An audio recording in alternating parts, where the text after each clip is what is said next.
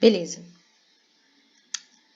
Hoje a aula é a nossa última aula de genética, né, do período, em que a gente vai falar sobre os heredogramas e padrões de herança monogênica.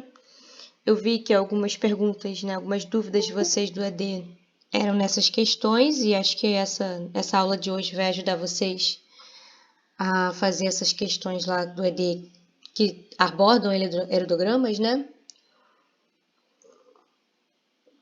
Esse nosso módulo agora é um módulo mais curto, né? A prova também vai ser mais simples. E as notas de vocês, que vocês devem estar se perguntando,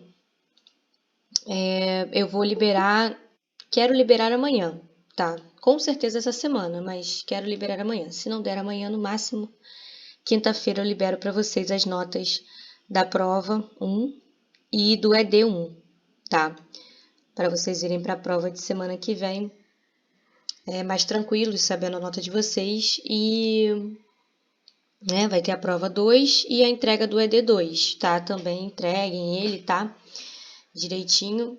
E a gente vai hoje tirar dúvidas a respeito do ED para vocês poderem entregar esse ED o mais caprichado possível para poder vocês conseguirem aí a nota próxima da máxima, tá? Para não precisar muito na prova. A aula de hoje, né, a gente vai falar sobre os heredogramas e isso tem muito a ver, né, a englobar, né, o que a gente estudou na última aula. Na última aula a gente falou sobre mendelismo, a gente falou, né, sobre a genética mendeliana, as leis de Mendel, né, e todos aqueles padrões de herança que o Mendel observou em ervilhas. Depois a gente falou do neomendelismo, né, das extensões desses padrões de herança, né? Heranças que poderiam ocorrer não só a partir de um gene, mas a partir de 2 genes, a interação gênica, do tipo epistasia, não epistática, os diversos tipos de interação entre alelos, não só a dominância completa, mas falamos de dominância incompleta, falamos de outras interações entre alelos e tudo mais. E todos esses exemplos, né, a maioria dos exemplos, né, mais estudados foram e tanto que o Mendel começou lá atrás com as ervilhas, né, por um motivo.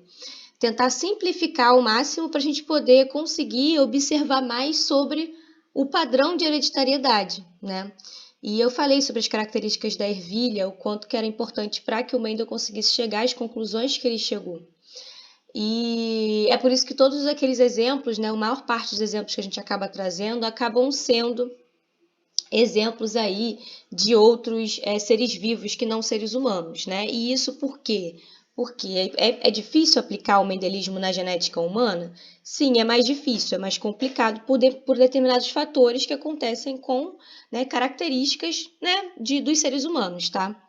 Mas não é impossível. A aplicação dos princípios de Mendel na genética humana ela acontece. Diversos genes em humanos, diversas condições e características humanas, doenças genéticas e tudo mais, né, tiveram o seu padrão de herança descoberto por uma análise, né, e a partir dos princípios mendelianos, tá? Mas é um pouco dificultado, por quê? Porque os seres humanos eles têm uma prole pequena, né? Eles têm uma prole pequena. E por que uma prole pequena é complicado? Bom, a gente conversou e falou sobre as proporções fenotípicas, né, darem essa resposta sobre determinadas interações gênicas. A gente falou, quando a gente está trabalhando com 2 genes, né, a gente tem lá uma proporção fenotípica de 9:3:3:1, se for uma interação gênica não epistática. Então, isso daí, 9:3:3:1, exige que a gente tenha pelo menos 16, né? Pelo menos, ao menos 16 ou mais, para a gente conseguir, na prole, para a gente conseguir chegar nessa proporção fenotípica. Uma prole que tem de 1, 2, 3 indivíduos, né? Que é o que normalmente, né, em média, os seres humanos vão apresentar, isso torna bastante difícil essas análises, né? E não, por exemplo, as ervilhas que tinham aí proles de centenas e milhares, né? Para poder realmente chegar a esses cálculos matemáticos e essas conclusões, tá? Os seres humanos, né, diferentemente dos outros, das ervilhas e dos outros animais, que a gente consegue fazer testes, né, de realizar aí cruzamentos controlados. Eu consigo controlar, fazer testes em ambientes controlados e fazer cruzamento desse indivíduo com esse indivíduo, né? Isso com os seres humanos não é ético nem um pouco que se seja feito, né? Então, isso depende, né, a gente saber quais são as características de geração em geração, né, em seres humanos, isso vai depender de registros familiares, famílias que foram criadas, os cruzamentos simplesmente aconteceram, e a gente tem que, a partir de registros familiares, né, chegar aí nessas informações. São isso que dificulta a gente trazer o mendelismo para a genética humana, mas não é impossível, tá? E uma das coisas que vai ajudar a gente a justamente trazer esses registros familiares para a gente conseguir analisar e chegar aos genótipos daqueles indivíduos para uma determinada característica, né? E então entender o padrão de herança daquela característica vão ser justamente os heretogramas, tá? Os heretogramas são o quê, né? São isso daqui que vocês já devem ter visto, né?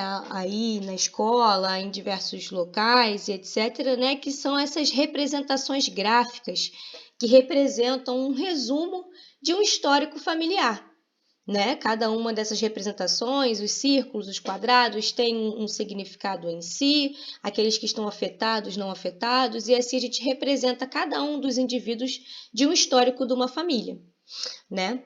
E justamente por fazer, né, esse registro, né, mais gráfico e mais facilitado a gente conseguir compreender, né, esse histórico da característica que vai sendo passada de geração em geração, né, eles vão auxiliar então da gente entender o caráter dessa doença, dessa característica, tá? Vai ajudar a gente a entender o genótipo desses indivíduos para essa característica, tá?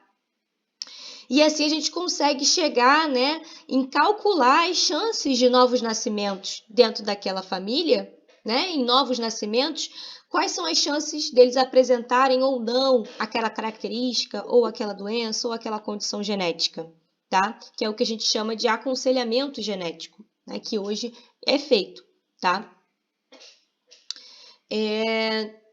Para a gente simplificar, né, também, né, quando a gente tem esses registros, né, esses estudos, e aí vamos lembrar lá do que a gente estudou na última aula de mendelismo, quando a gente está trabalhando com um único gene, pensando em apenas um gene, né, é muito mais simples da gente chegar em um determinado genótipo a partir dos heretogramas, tá? Não que seja impossível, né, tá analisando alguma característica que tenha a ver com dois genes, tá? Ou duas características ao mesmo tempo, é possível, mas seria mais complexo, cada vez vai ficando mais complexo da gente estudar.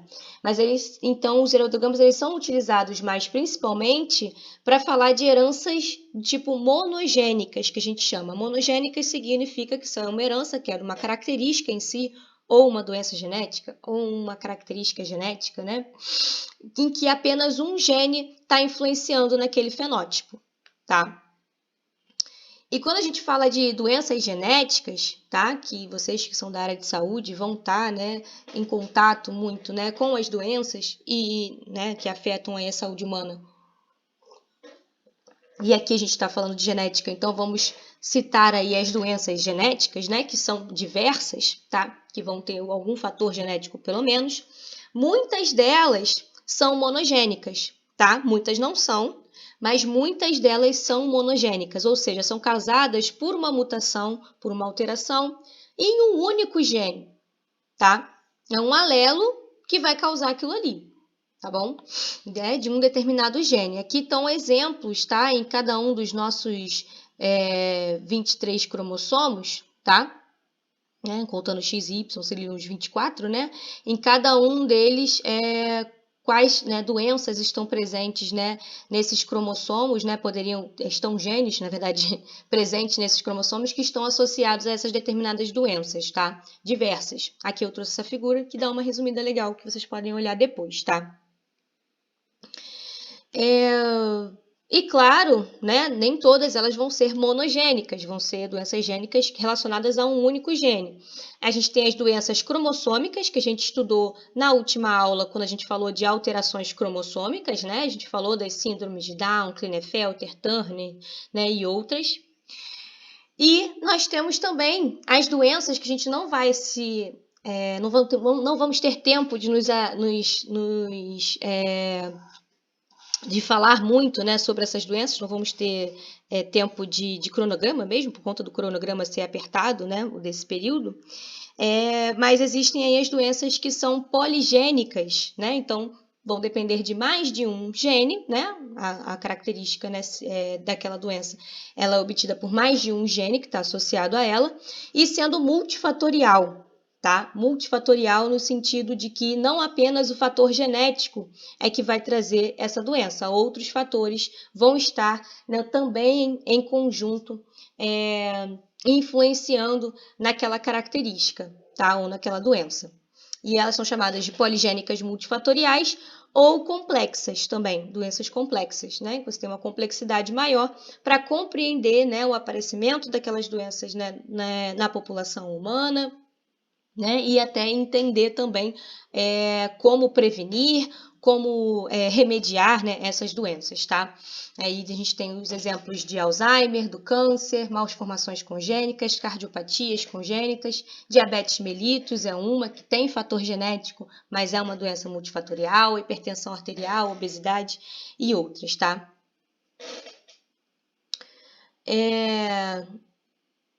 Beleza. Então, entendendo isso, vamos falar, né, sobre principalmente as doenças monogênicas, como eu já acabei de citar, e a gente vai usar os heredogramas para estudá-las, tá?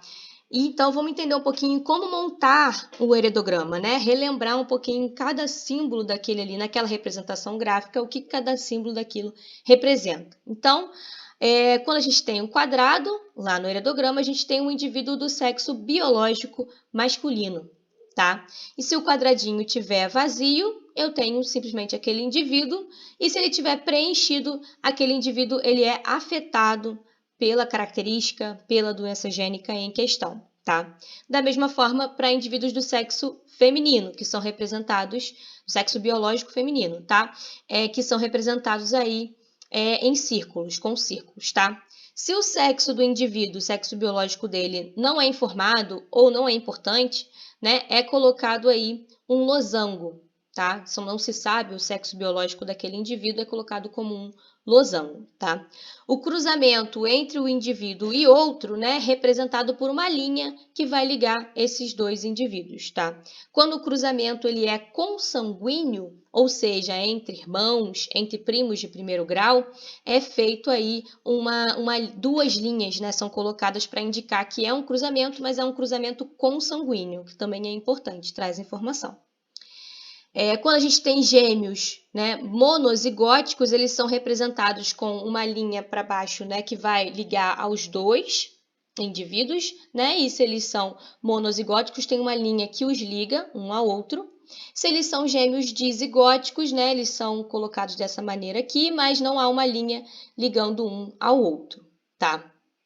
Então, aqui a gente tem um exemplo de um heredograma, então a gente tem, né, a colocação, né, desses indivíduos aqui da primeira geração, segunda geração e terceira geração. As gerações, elas são representadas por esses algarismos aí romanos, tá, que são colocados aqui, então tem a geração 1, geração 2 e geração 3, tá?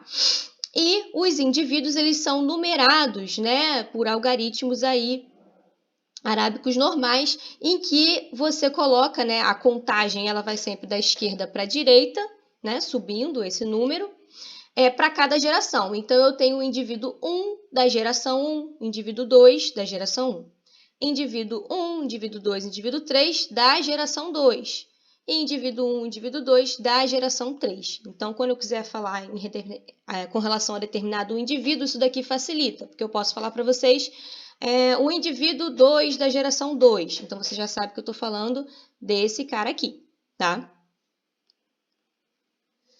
E existem outras representações, mais raramente elas vão aparecer, tá? E são mais raras, mas que podem aparecer porque elas trazem algum tipo de informação que pode ser importante, tá? Como, por exemplo, né, trazer a informação de heterozigotos autossômicos recessivos. Então, se você já chegou mais ou menos naquele genótipo daquele indivíduo, já sabe que com certeza ele é um heterozigoto para aquela característica, você pode representar ele como preenchido na metade, tá? Mas nem sempre essa determinação vai estar presente, só se você tiver essa certeza, tá? Ela pode não estar presente. O indivíduo com característica normal, ele pode acabar sendo um heterozigoto ou um homozigoto dominante, né? Se a característica for recessiva. Se for um portador de recessivo ligado ao sexo, normalmente vai vir uma bolinha no meio desse indivíduo, essa informação pode ser colocada também, como pode não ser colocada. Se o indivíduo já é falecido, né, é colocado um risco. Aborto ou natimortos, tá? Com sexo não especificado, né? Obviamente. São colocados dessa maneira aqui, é colocado como um círculo preenchido pequenininho, só para mostrar que houve ali um aborto ou um natimorto. Isso daqui é uma informação interessante, porque existem determinadas características, né? Que a gente já chegou a falar, alelos letais, né? Na última aula, né? Então, o número, né, de abortos, natimortos, é importante que seja colocado também, é uma informação importante. E o probando, tá? Isso daqui é uma coisa que a gente vai ver muito pouco. Quando a gente está falando de aconselhamento genético, né? Normalmente o indivíduo que vai buscar o aconselhamento genético, ele vai buscar por conta de algum familiar, ou ele mesmo tem uma característica, tem uma doença genética, e ele quer saber, né, do histórico familiar e entender, né, mais ou menos a chance de passar isso para a próxima geração, vamos dizer assim, né? Então existe sempre um indivíduo que pode ser um familiar ou a própria pessoa que buscou o aconselhamento genético, que a partir dele é que surgiu a ideia de se fazer aquele histórico familiar. E esse indivíduo a gente chama de probando, tá? Então aqui a gente tem tudo isso que eu falei aí para vocês. E existem algumas características importantes para a gente fazer um heredograma que seja informativo. Não adianta de nada fazer um heredograma com pouca informação, porque você não vai conseguir interpretar muita coisa daquele heredograma. Você não vai conseguir chegar a uma interpretação de genótipos daqueles indivíduos, a como é que essa característica é passada, né? Então, existe aí, né, algumas características básicas principais que os heredogramas devem ter para ser informativo, que seria um mínimo de 3 gerações, tá? Uma geração apenas não quer dizer muita coisa, né? Muitas características saltam geração, como a gente vai ver aqui para frente. Trazer uma história reprodutiva completa, quantas vezes as mulheres ficaram grávidas, em caso de gravidez, incluir os abortos, como a gente já citou aqui. Identificar se há algum outro tipo de problema congênico ou genético, né? Não ficar somente naquela característica. Às vezes, algum outro tipo de problema congênito ou genético pode ser informativo, porque ele pode estar relacionado também, né? A idade atual dos indivíduos e, eventualmente, a morte dos indivíduos, porque, enfim, se ocorre um padrão de morte em uma determinada idade, vamos dizer assim, né? Isso também pode ser informativo. Entre outras informações que podem ser interessantes, tá? E é importante ressaltar, né, a gente chegou a falar ali que os cruzamentos consanguíneos são determinados ali, né, por 2 risquinhos e tal, e relembrar que a endogamia, né, ela está muito relacionada com as doenças genéticas, por quê? As doenças genéticas, né, em seres humanos monogênicas, elas são em geral raras na população como um todo. Tá? Então, se a gente olhar a população como um todo, quantas pessoas têm aquela doença genética? Normalmente é uma frequência bastante rara na população geral. Mas se você tem, né, dentro de uma família, um indivíduo que tem aquela condição, né, e isso ao longo das gerações acaba sendo passado, né, então dentro daquela família em que você tem indivíduos que têm aquela característica genética, a frequência vai ser maior dentro daquela família, né, a frequência daquele alelo que traz aquela condição genética, né? E aí, se você tem, né, a endogamia, que justamente a endogamia é o casamento, né, o cruzamento entre indivíduos, não necessariamente o casamento, mas o cruzamento entre indivíduos com algum grau de parentesco, né, você torna essa frequência ainda maior, tá? Daquela característica, o que pode ser um problema grande para a saúde daqueles indivíduos que vão nascer dos cruzamentos por endogamia, tá? Eles têm uma chance muito maior de desenvolverem essas doenças genéticas. Bom, agora vamos entrar em pensar aí nos modos de herança monogênica, tá? Então, se a gente tem lá uma determinada característica que está relacionada a um gene, tá? Como que ela vai ser passada de geração em geração? E aí isso vai depender de duas questões, principalmente. Uma delas esse gene está onde? Esse gene está em um cromossomo do tipo autossômico ou num cromossomo sexual, tá? Então, relembrando isso, nós temos aí 22 cromossomos autossômicos e um cromossomo sexual, né? A gente tem 22 pares, desculpa, de cromossomos autossômicos e um par de cromossomos sexuais, tá? Quando é o sexo biológico feminino, a gente vai ter um par de cromossomo X e quando é do sexo biológico masculino, a gente vai ter um cromossomo X e um cromossomo Y, tá? E isso é importante justamente por conta dessa diferenciação. Indivíduos do sexo masculino só vão ter um cromossomo X e indivíduos do sexo feminino vão ter um par. Então, a herança, né, partindo, né, de geração em geração, vai acabar sendo diferente entre homens e mulheres, tá? Entre indivíduos do sexo masculino e do sexo feminino. Então, se esse gene está num cromossomo autossômico, o padrão de herança 1. Quando você tem esse gene localizado no cromossomo X, esse padrão de herança vai ser outro, tá? Só relembrando que, por que isso acontece, professora? Bom, relembrando o que eu falei para vocês na aula extra, tá? Eu dei uma olhadinha aqui, eu trouxe uma aula extra para vocês, para treinarem um pouquinho sobre os quadrinhos de Punnett, e também falei dos quadros de Punnett com a herança ligada ao sexo, tá? Trazendo isso daqui. Isso daí tá na aula extra, se vocês trouxerem lá, vocês vão relembrar isso. Até trouxeram uma dúvida sobre uma questão do ED2 que aborda essa questão aqui. Então, quem assistir lá aquela aula extra vai ser melhor, mas eu vou dar uma citada aqui também. Né? Quando a gente tem uma herança ligada ao X, por exemplo, o daltonismo, tá? O daltonismo é uma herança recessiva, tá? Então, está relacionado a um alelo recessivo que está lá no X, no cromossomo X, tá? O que isso quer dizer? Que quando eu tenho indivíduos do sexo feminino, eu vou ter 3 possibilidades de genótipo. Eu vou ter a possibilidade de ter o genótipo XX dominante, com os alelos, né, duplamente o alelo homozigoto dominante, né? E essa mulher vai ser normal. Essa mulher vai ter a possibilidade de ser normal e portadora, ou seja, de ser heterozigota, né? Ser desão, desinho, ter um alelo para visão normal e um alelo para daltonismo, tá? E ela tem também a possibilidade de ser uma mulher daltônica e aí ter os 2 alelos recessivos, tá? Indivíduos do sexo masculino não têm a possibilidade de serem heterozigotos, ou eles vão ter o alelo lá naquele único cromossomo X que eles têm para visão normal e vão ter visão normal, ou eles vão ter o alelo para o daltonismo e vão ser, então, daltônicos, tá? Isso traz uma frequência muito maior, tá, de daltonismo em homens do que em mulheres, tá?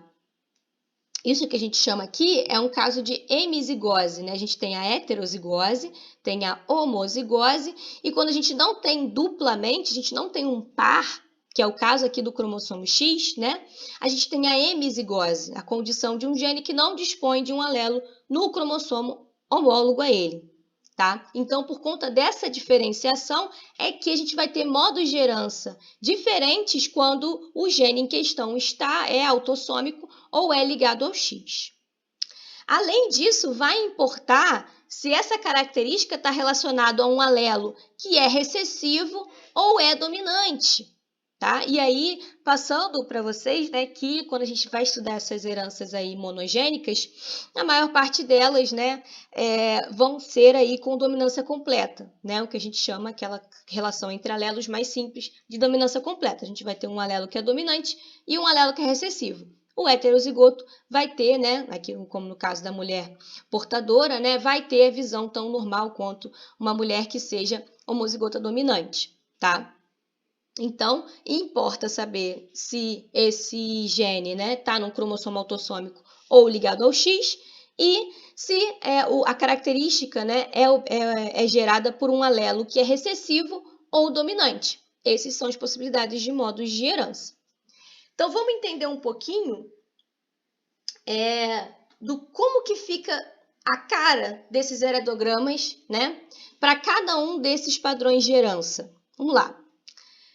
Se a herança for autossômica e recessiva. Bom, primeira coisa, vamos pensar. Se a herança é autossômica, né, isso já quer dizer que indivíduos do sexo feminino e masculino, eles vão ser afetados em igual proporção.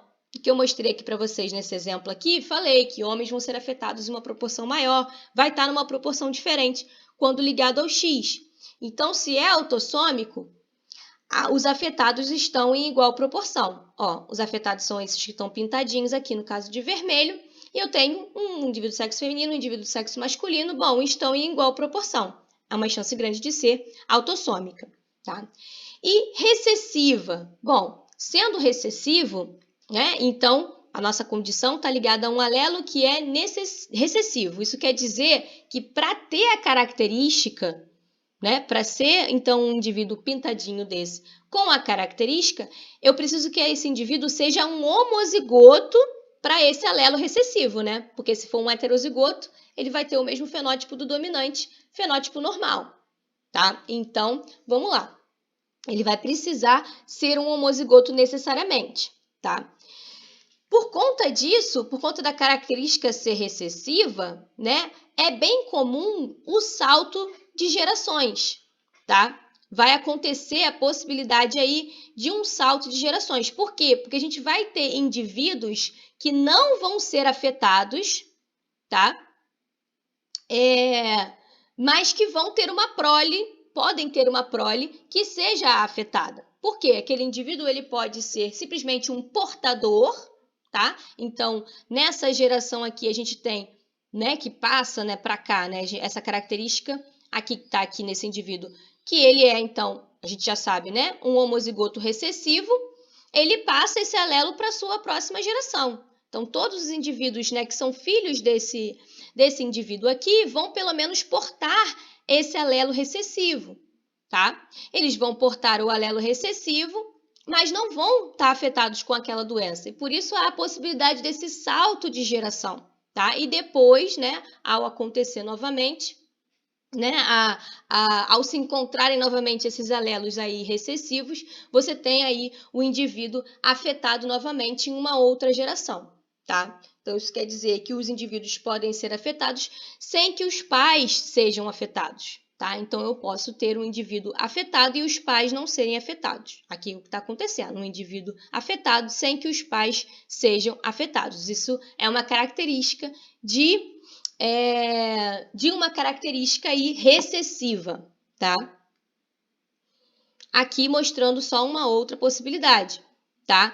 O que? Isso daqui, né, nesse caso aqui, a gente tem, né, um cruzamento aqui consanguíneo acontecendo, né? Isso é o mais comum, né? Esse cruzamento consanguíneos é que mantendo aí essa possibilidade de você gerar um novo indivíduo recessivo, tá? Mas mesmo tendo, né, um indivíduo que vem de fora daquela família, né, para aquele cruzamento, próximo cruzamento, ele também pode estar carregando aquele alelo e ser também um portador, tá? Isso não exclui essa possibilidade. Um exemplo, né, de uma doença genética autossômica recessiva, monogênica, é a atrofia muscular espinhal, a AME. Não sei se vocês já ouviram falar. A AME, ela afeta 1 em cada 10 mil nascimentos vivos, então por isso que a gente chama, né, como uma doença bastante rara, tá? Que afeta aí o nosso neurônio motor, tá? É uma proteína, né? Tem uma deficiência de um determinado gene, né? Uma deficiência da produção de uma proteína de sobrevivência do neurônio motor, tá? Então acaba levando à morte nesses neurônios motores, né? Que enfim, né? Obviamente, né? Estão relacionados às atividades motoras daquele indivíduo que ele vai tendo perda, tá? Bom, agora vamos comparar o heredograma daqui com o anterior. A gente viu um heredograma para uma característica autossômica recessiva. Agora vamos falar de uma característica autossômica dominante. Se é autossômica, homens e mulheres são afetados em igual proporção, que é mais ou menos o que a gente vê aqui, ó. 1, 2, 3, 4, 5, 6 mulheres, 1, 2, 3, 4, 5 homens, 4, 6, 5, enfim, proporções parecidas, né? Só que agora a gente tem uma característica que é dominante, tá? Então, quer dizer que o alelo que vai trazer essa característica é um alelo dominante. Basta que o indivíduo seja heterozigoto e ele já vai ter o fenótipo, tá? O fenótipozinho aqui preenchido. Tanto o homozigoto dominante quanto o heterozigoto vai ter o fenótipo. Só o homozigoto recessivo é que vai ser aí não afetado, tá? E o que essa característica dominante traz? Que pelo menos um dos pais do indivíduo afetado, ele é afetado, tá? Então, sempre vejam que a gente tem indivíduos afetados na prole, um dos pais é afetado. Indivíduos afetados na prole, um dos pais é afetado. Indivíduos afetados na prole, um dos pais é afetado. E por aí vai. Não acontece o salto de geração que a gente viu, né, para os autossômicos recessivos, a não ser que o registro não esteja muito completo, tá? Por isso que é importante ter o registro familiar completo, tá? Então, aí já traz essa diferenciação entre um padrão de herança, né, quando a gente tem a autossômica recessiva para a autossômica dominante, tá?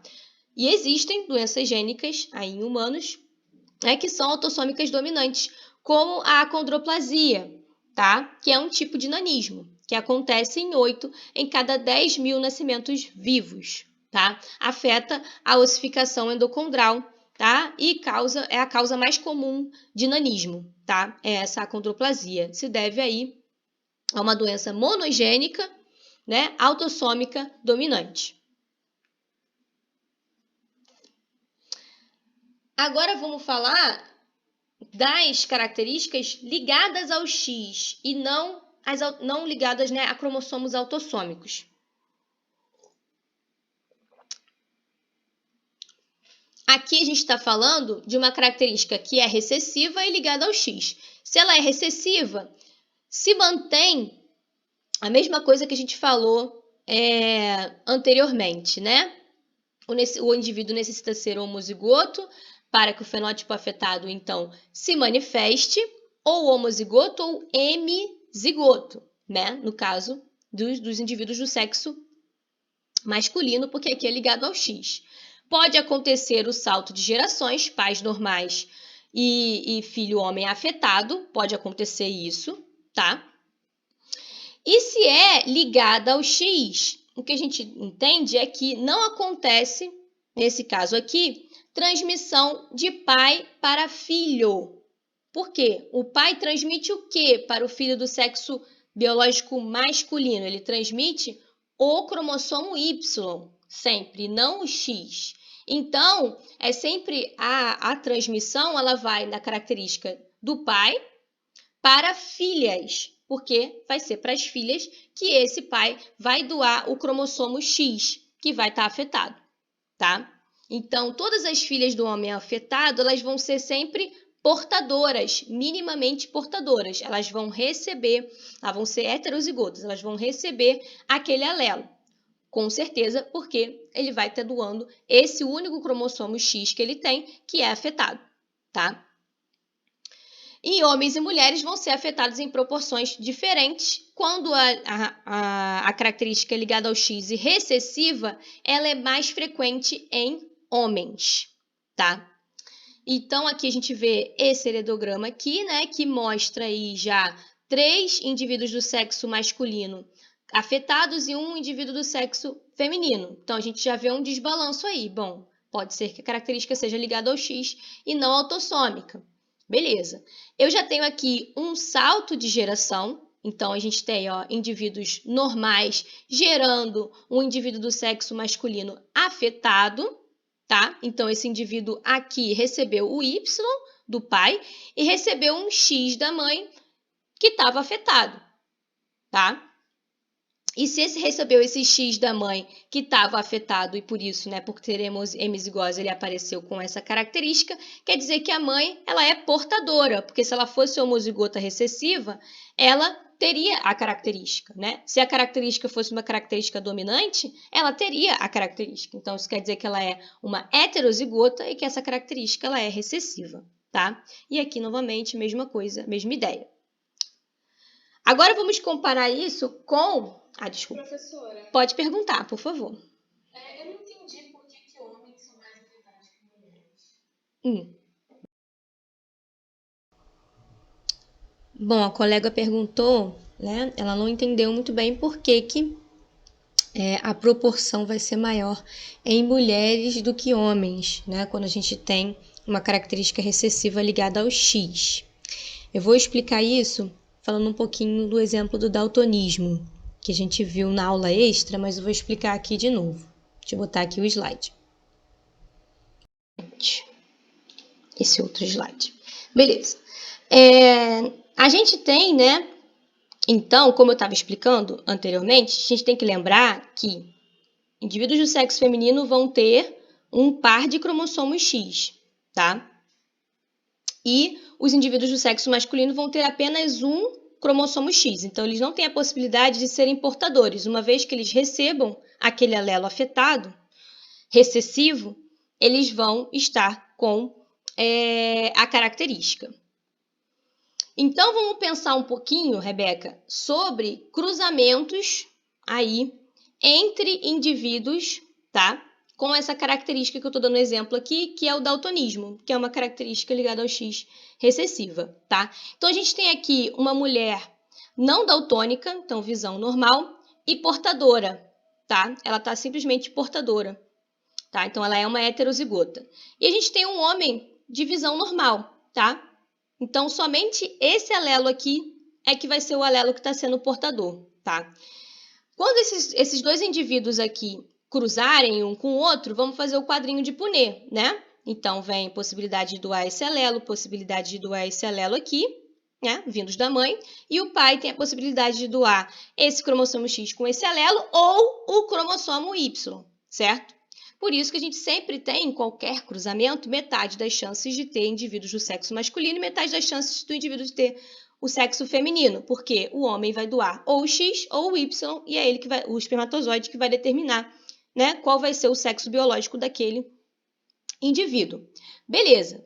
Então, aqui nesse cruzamento, em 4, num total de 4, eu tenho 25% de chance de acabar tendo um indivíduo que seja daltônico. E esse indivíduo, obrigatoriamente, Rebeca, vai ser do sexo masculino, tá?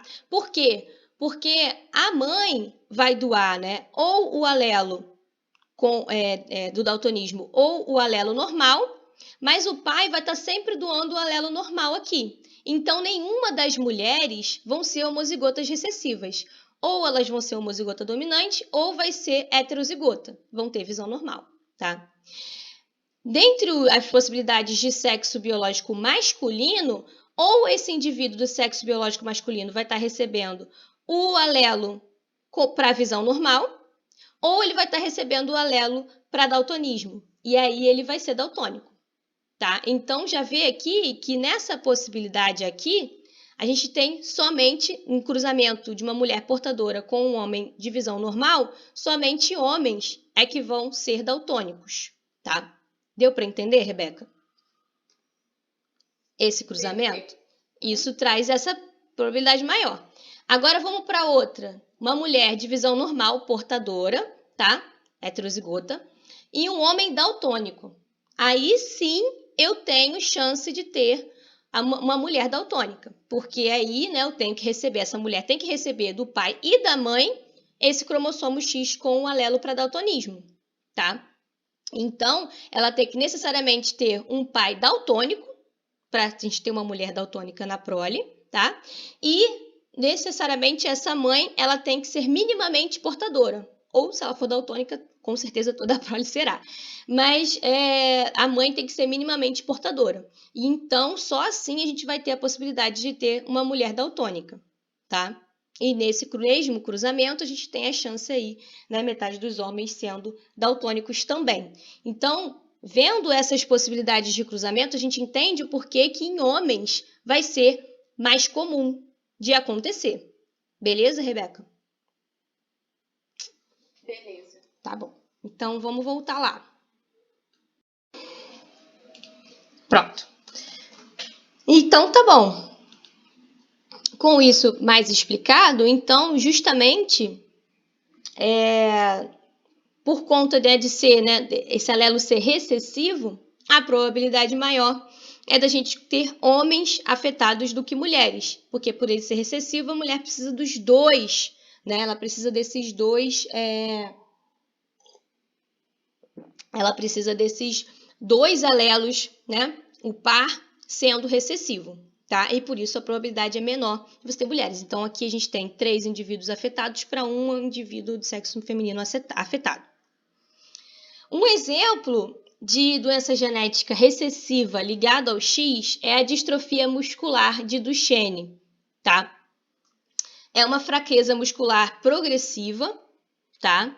É uma deficiência de uma proteína que é a distrofina, tá? E traz essa característica aqui. Então, 1 a cada 3.800 a 6.300 recém-nascidos do sexo masculino, né? Então, a gente trazendo aqui, né, a chance, né, para o sexo masculino, que é mais comum, é menos comum em mulheres, tá? E as mulheres portadoras, na verdade, a gente falou que sempre a gente fala, né, afetado ou não afetado, tá? Mas existe aí, né, em alguns momentos a gente vai ter aquela dominância incompleta, porque os indivíduos que são heterozigotos, né, mulheres que são portadoras, elas ainda têm alguns sintomas aí intermediários, não tem a distrofia muscular de Duchenne, mas tem sintomas como mialgia, cãibras, né, graus variáveis de fraqueza muscular e cardiomiopatias, tá?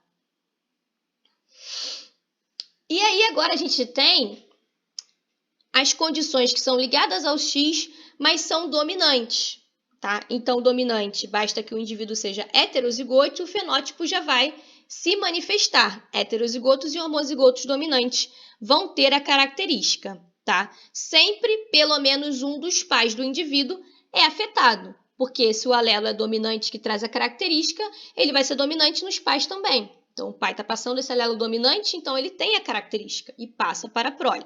Né? Então, a prole, necessariamente, um indivíduo que tem essa característica tem o pai ou a mãe com a característica. Então, indivíduos que têm essa característica têm o pai ou a mãe com a característica, tá? E aí, agora, nesse caso aqui, a gente tem, quando está ligado ao X, nesse caso, né? Quando a gente tem a característica sendo dominante ligado ao X, novamente, a gente não tem a transmissão de pai para filho, é de pai para filha. E todas as filhas de um homem afetado, antes a gente falou que todas as filhas de um homem afetado vão ser portadoras, minimamente portadoras. Agora, todas as filhas de um homem afetado vão receber aquele X afetado. Então, todas as filhas de um homem afetado serão afetadas. Vejam aqui, ó, a gente tem um indivíduo afetado, tá? Pai desses indivíduos aqui. Esses indivíduos aqui. Veja que todas as 4 mulheres, né, dessa prole são afetadas. E os homens, os outros 3 homens, que são irmãos aqui, né, não são, tá? Porque ele doou o cromossomo Y, que não tem nada a ver com a história. Mas o cromossomo X foi para todas as mulheres. Então, todas as mulheres de um homem afetado vão ser afetadas por essa condição, tá? E isso faz com que a gente tenha mais frequência, nesse caso, em mulheres do que em homens, tá? Que aí acaba sendo, né, mais frequente agora em mulheres. Agora muda um pouco de figura.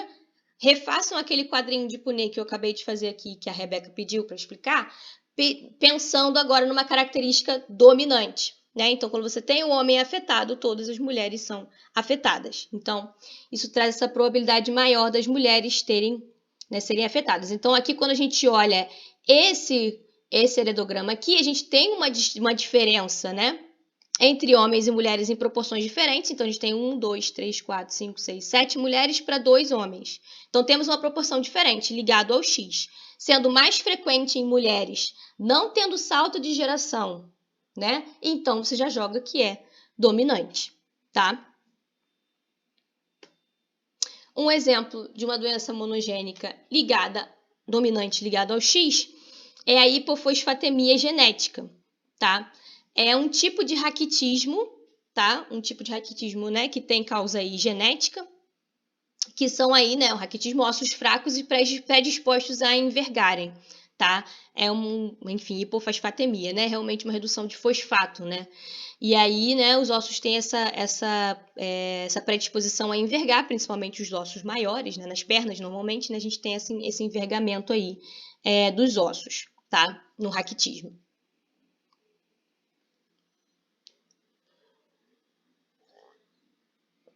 Bom, deu para entender esses 4 tipos de herança? Né? Isso é interessante a gente identificar. Tem algumas questões dessas lá no ED. É importante lembrar também que a gente tem a herança ligada ao X, que a gente tem a herança autossômica. Claro que a gente tem a herança também ligada ao Y, mas o Y não tem muitas características, não tem muitos exemplos, por isso que eu não trago muita coisa, mas a herança ligada ao Y, né? A herança dela vai ser sempre de pai para filho, pai para filho, pai para filho. E existe a herança que a gente chama de citoplasmática, que é bom a gente relembrar, tá? Que é uma herança conhecida como extracromossômica, não tem a ver com o nosso DNA nuclear, tem a ver com o DNA nosso extranuclear que está nas nossas mitocôndrias, tá? Então, lembrando que, né, de pai para filho é passado o cromossomo Y apenas, e da mãe, né, a herança matrilinear, que vem sempre da nossa mãe para toda a prole dela, né, é essa herança relacionada ao DNA que está nas mitocôndrias, porque as mitocôndrias que a gente recebe lá, o nosso zigoto, ao ser formado, elas vêm, né, do óvulo. Tá? O espermatozoide ele tem mitocôndrias, mas essas mitocôndrias não fusionam, né? Não fazem parte aí da fecundação, só o DNA nuclear lá do espermatozoide é que fecunda. Então a gente chega no zigoto, o zigoto vai gerar aí um DNA, vai ter um DNA nuclear, metade da mãe, metade do pai, mas as mitocôndrias vão ser todas provenientes da mãe. Então existe também uma herança aí matrilinear, de mãe para filhos, mas sempre a mulher que vai passar, tá? Não vai seguir princípios tão mendelianos, tá?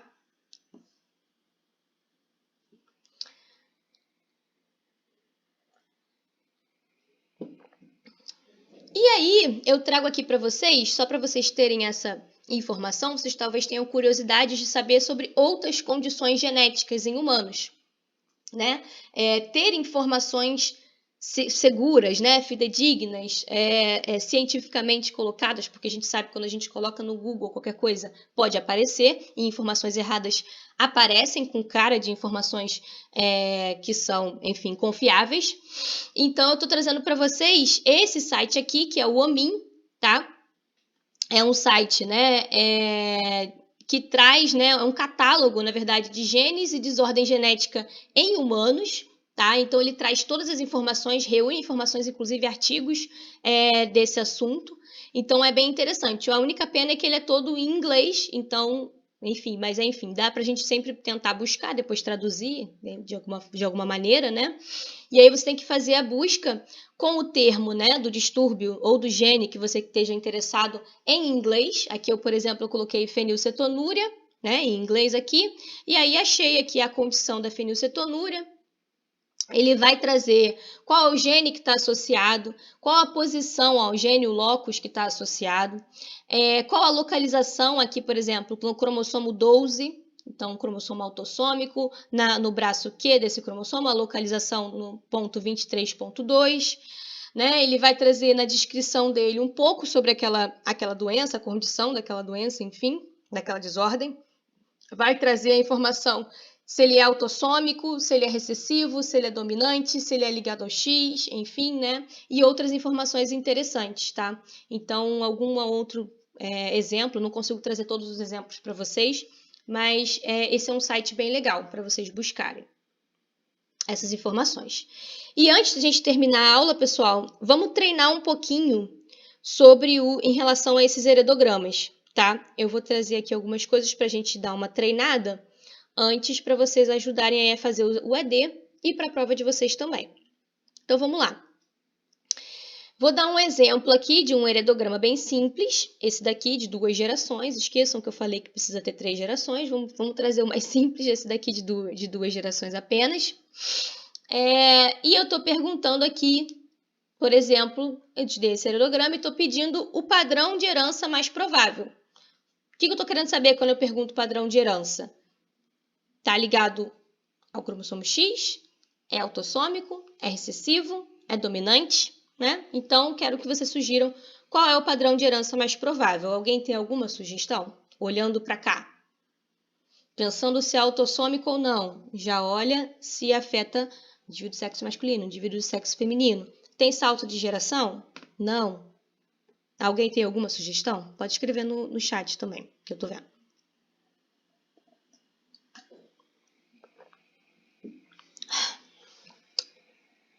Ninguém? Tem salto de geração, provavelmente é recessivo. Boa, Carlos, perfeito. Né? Não tem como esses indivíduos aqui não serem afetados e passar para a prole se for dominante. Então é recessivo. E autossômica, porque eu tenho um indivíduo do sexo feminino e um indivíduo do sexo masculino que são afetados, tá? Então, justamente isso. Beleza. Ótimo, pessoal. Agora vamos indicar os genótipos prováveis de cada indivíduo representado no diagrama, com o maior detalhamento quanto possível. Vamos lá. Agora que a gente já sabe que é autossômico e que é recessivo, vamos indicar os fenótipos. Os genótipos, desculpa, os fenótipos já estão indicados aqui, tá? Quem é afetado e quem não é. Os genótipos. Com isso, eu quero que vocês peguem uma letra da vontade de vocês, né, uma representação que vocês queiram usar, e dar o maior detalhamento possível. Então, vamos lá. Para a gente fazer isso, a gente tem que pensar inicialmente, né? A forma mais fácil de fazer isso é a gente pensar, quando a gente está pensando que a característica ela é recessiva, né? Então, todo mundo que for afetado vai ser homozigoto recessivo. Então, a gente começa por eles. Depois, a gente pensa nos pais deles. Para esses dois serem homozigotos recessivos, esses pais têm que ser portadores. E a gente determina. E para esse outro indivíduo, qual é? Enfim, assim a gente vai fazer. Já vou fazer isso daqui a pouco. E a última pergunta é: qual a probabilidade de que a filha 2, 1, então a filha 2, 1, tá? Que é 1, 2, 3, né? 2, 1, seja heterozigota? Aí é uma pergunta que eu estou fazendo aqui, tá? Então, a gente já falou que é uma doença autossômica, uma característica autossômica recessiva.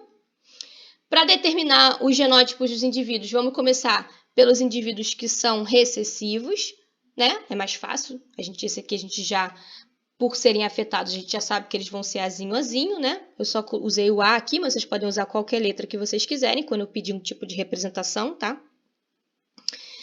Se esses indivíduos aqui são azinho, azinho, quer dizer que eles receberam um alelo azinho da mãe e um alelo azinho do pai. Então, o pai e a mãe têm que ter azinho.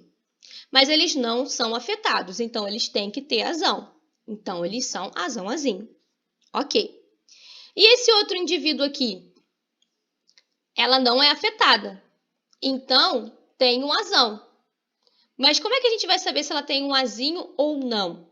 A gente tem certeza se ela é portadora ou não? Não tem. A gente poderia, se ela tivesse passado por um outro cruzamento, e aí, dependendo da prole, a gente poderia tentar chegar nessa conclusão. Mas a partir do que está aqui, os genótipos dos indivíduos, a partir dessas informações pobres de 2 gerações que a gente tem aqui, só me dão essa informação aqui. Azão, alguma coisa. Tá? Então, quando eu pedir os genótipos, né, com o maior detalhamento quanto possível, para esse indivíduo você vai me dar azão alguma coisa. Você não sabe dizer se ela é azão azinho ou azão azão, tá? E aí na letra C, aí eu pergunto, qual a probabilidade, já que a gente não tem certeza, mas qual a probabilidade desse indivíduo aqui ser uma heterozigota, tá? E aí essa pergunta é um pouco, vamos dizer assim, capciosa. Vamos lá. Para eu chegar nesse indivíduo aqui, né, eu tive um cruzamento entre 2 indivíduos heterozigotos. Azão azinho cruzou com azão azinho, certo?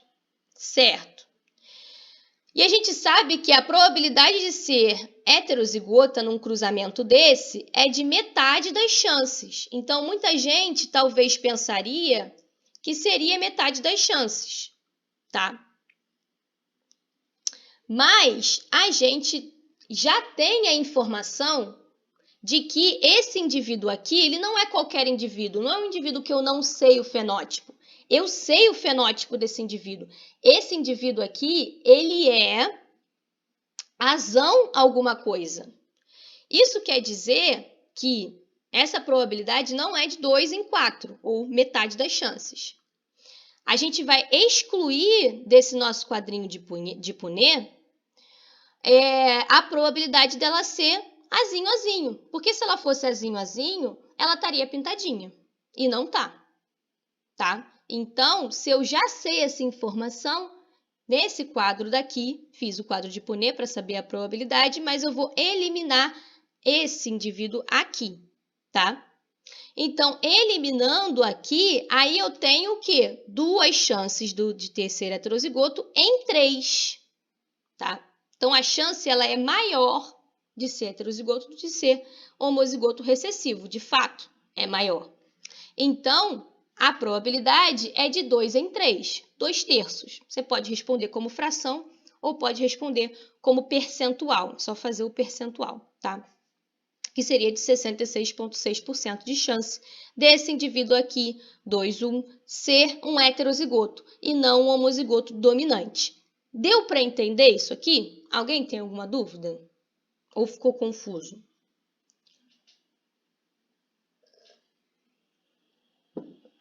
Não vou passar. Vamos lá. Beleza. Para o outro exemplo.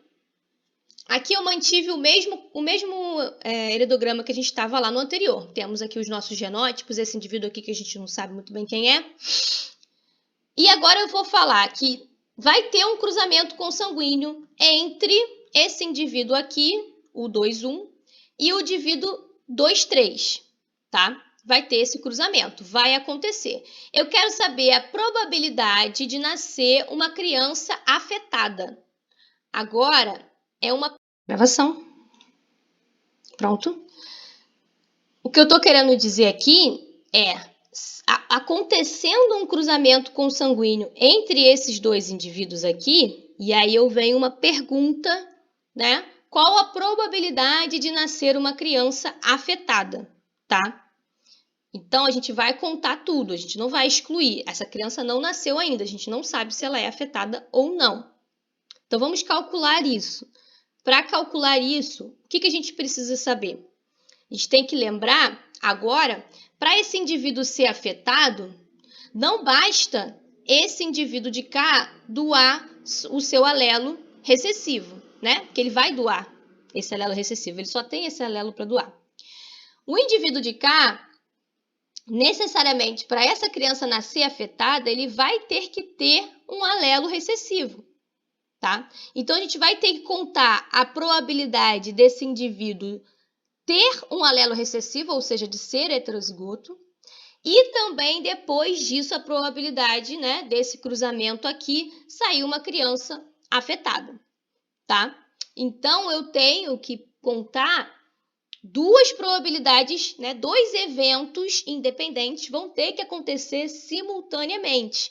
E aí a gente vai ter que relembrar da regrinha do e da regrinha do ou na probabilidade. A regra do e, ela traz que a probabilidade de 2 ou mais eventos independentes ocorrerem simultaneamente é o produto dessas probabilidades acontecerem separadamente. Então, a gente vai ter que pensar nessas probabilidades em separado e juntar a partir, desculpa, do produto delas, de multiplicar elas, tá? Já a regra do ou, então sempre que eu falar que eu vou ter que ter esse indivíduo aqui heterozigoto e esse indivíduo aqui vai ter que nascer com, né, duplamente recessivo, então eu caio na regra do e. A regra do ou é quando eu estou falando de 2 eventos que são mutuamente exclusivos, um exclui o outro, tá? Então, aí, nesse caso, qual a probabilidade dessa criança nascer assim ou assado, né? A gente ter isso ou aquilo. Então, um evento exclui o outro. E aí, nesse caso, é a soma das probabilidades e não a multiplicação, tá?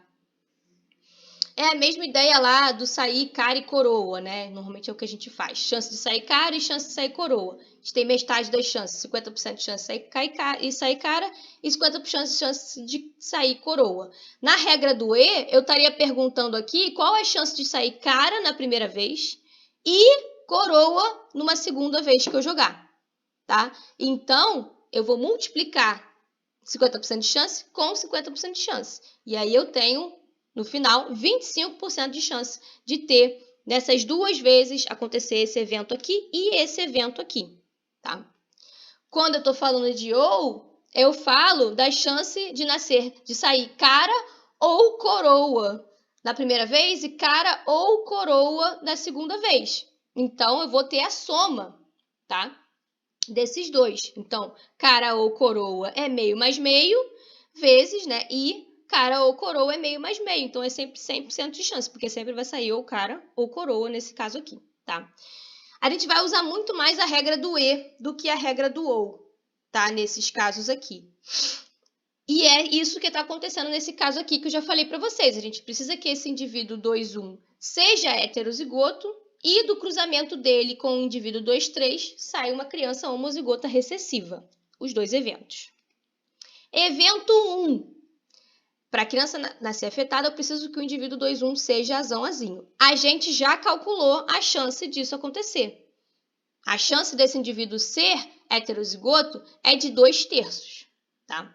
Agora vamos calcular a chance de um cruzamento azão-azinho com azinho-azinho. Qual a chance de eu ter um indivíduo azinho-azinho, tá? Se vocês fizerem lá o quadrinho de Punnett, vocês vão ver que a chance é de meio, metade das chances, tá? De nascer um indivíduo com esse genótipo.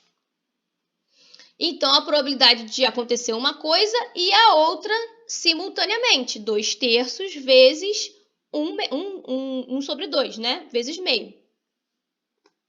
E aí, a gente vai ter aí um resultado de 2/6, tá? Só multiplicar. 2 por 3 vai dar 6, 2/6. Ou 33,3% de chance, tá?